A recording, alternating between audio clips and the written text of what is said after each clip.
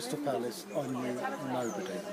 So I'd recommend it to other people, especially if you don't know anyone locally, just to get to know people from all sorts of different walks of life. And you know, it's just a great way to meet people.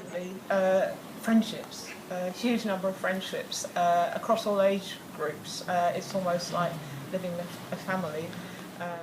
Transition brings together people from all different parts of life, and people that you wouldn't necessarily come across in your normal day-to-day job or life as you've had it, and you're brought together in doing something.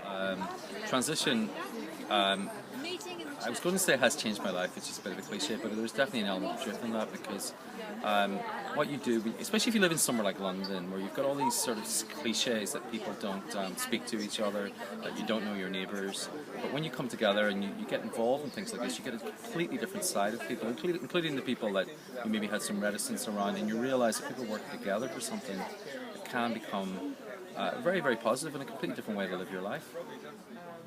I get a sense of upbeat optimism that I haven't had from other groups, which often say no.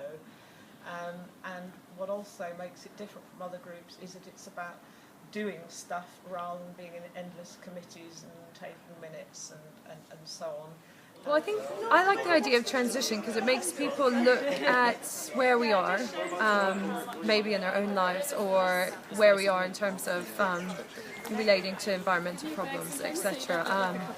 And it just makes people think that they can transition to a different sort of way of living, a different way of doing things. And I like the word transition because it doesn't mean you have to do something overnight.